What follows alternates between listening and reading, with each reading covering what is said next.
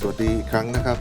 ในไม่กี่ชั่วโมงนะครับ Black Ops Cold War ซีซั่น3ก็จะเริ่มให้ดาวน์โหลดได้แล้วนะครับแต่ก่อนที่จะไปเล่นซีซั่น3กันนะครับวันนี้เราก็มีทิปเล็กๆน้อยๆนะครับมาให้กับผู้เล่นใหม่นะครับซึ่งอาจจะสามารถช่วยให้เล่นเกมนี้ได้สนุกสนานมากยิ่งขึ้นนะครับสำหรับทิปในวันนี้นะครับที่เราจะพูดถึงนั่นคือการปรับ FOV นะครับหรือว่า Field of View นั่นเองนะครับ FOV คืออะไรเดี๋ยวเราไปดูกันเลยนะครับสำหรับคำว่า FOV นะครับหรือภาษาอังกฤษเรียกว่า Field of View นะครับภาษาไทยเราใช้คำว่าขอบเขตการมองเห็นนะครับแต่ว่ามันคืออะไรแล้วก็เข้าไปปรับตรงไหนนะครับก็เริ่มต้นนะครับโดยการเข้าไปเลือกที่ Setting นะครับเสร็จแล้วก็เข้าไปที่ Graphic ด้านบนนะครับแล้วเลื่อนลงมาดูข้างล่างนะครับก็จะเห็นคำว่า Field of Viewเข้าไปดูใกล้ๆนะครับสำหรับค่า Field of View ใน Call of Duty นะครับก็จะเริ่มตั้งแต่60นะครับ80 100แล้วก็120นะครับแต่จริงๆแล้วก็ปรับค่าเท่าไหร่ก็ได้เลยนะครับตั้งแต่60ถึง120เลยนะครับค่าพวกนี้นะครับมันทำให้เกิดอะไรขึ้นนะครับเดี๋ยวเรามาดูภาพชัดๆกันเลยนะครับตอนนี้ผมอยู่ในแมปมอสโกนะครับก็จะเริ่มที่Field of View ที่80แล้วกันนะครับนี่นะครับเป็นมุมมองที่เราจะเห็นนะครับถ้าเกิดเราเลือก FOV 80คราวนี้เลื่อนมาที่90นะครับจะเห็นได้ว่าเราสามารถมองเห็นสภาพแวดล้อมนะครับหรือว่าสิ่งที่อยู่ตรงหน้าเราเนี่ยได้กว้างมากขึ้นแล้วก็ยิ่งปรับสูงขึ้นไปนะครับไปที่100เนี่ยก็จะเห็นว่ามุมมองเนี่ยจะยิ่งกว้างขึ้นไปกว่าเดิมอีกนะครับและคราวนี้เราลองไปดูที่110ดูนะครับ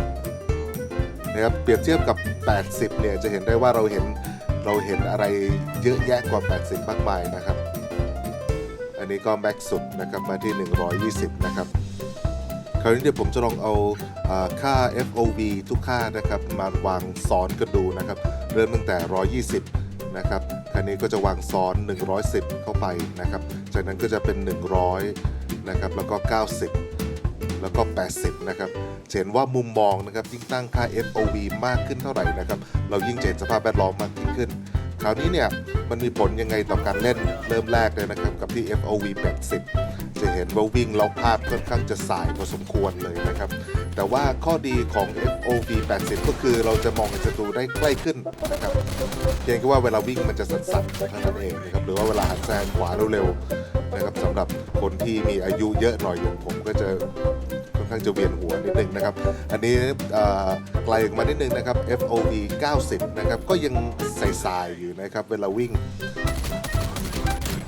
นะครับก็ข้อดีอย่างที่บอกนะครับก็คือเราไม่ต้องเพ่งสายตามากนะครับสำหรับคนสายตาไม่ค่อยดีคราวนี้จะลองปรับมาที่ FOV 100นะครับ FOV 100จะเห็นว่าศัตรูเนี่ยค่อนข้างจะอยู่ไกลขึ้นนะครับแต่ว่าสิ่งที่เราได้มาคือเราสามารถมองเห็นสภาพแวดล้อมเนี่ยได้กว้างมากยิ่งขึ้นนะครับถ้าศัตรูวิ่งมาจากทางซ้ายทางขวาทางอะไรเนี่ยเราก็จะสามารถเห็นศัตรูได้เร็วขึ้นนะครับเพื่อเปรียบเทียบกับ FOV น้อยๆอย่าง80 90อะไรอย่างนี้คราวนี้เพิ่มเป็น110เลยนะครับสำหรับค่า FOV ที่ผมใช้เป็นประจำก็จะอยู่ที่ประมาณ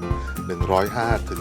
110นะครับเคยใช้ FOV ที่120เรารู้สึกศัตรูจะอยู่ไกลไปนะครับไม่ค่อยโดนนะครับคราวนี้เรามาดู FOV ที่120กันข้อดีของ FOV 120นะครับก็คือจะทำให้เราวิ่งสมูทขึ้นนะครับแล้วก็ภาพไม่ค่อยสั่นไหวเท่าไหร่นะครับแต่ว่าข้อเสียอย่างที่บอกไปคือศัตรูเนี่ยจะอยู่ไกลกว่าเดิมอาจจะทำให้ต้องเล็งนิดหนึ่งคราวนี้เรามาดูนะครับ FOV ทุกค่านะครับมาเปรียบเทียบกันแบบนี้นะครับจะได้เห็นภาพชัดขึ้นสำหรับใครที่ยังไม่เคยเข้าไปตั้งค่า FOV นะครับก็ลองเข้าไปปรับดูนะครับเพื่อจะทำให้เล่นได้ง่ายขึ้นนะครับสำหรับเกม Call of Duty Cold War นะครับสำหรับวันนี้คลิปเราก็คงจบแค่นี้นะครับเดี๋ยวจะทิ้งท้ายไว้กับเกมเพลย์นะครับสำหรับซีซั่น2แล้วก็เตรียมตัวโหลดซีซั่น3คืนนี้นะครับประมาณตี 3สวัสดีครับ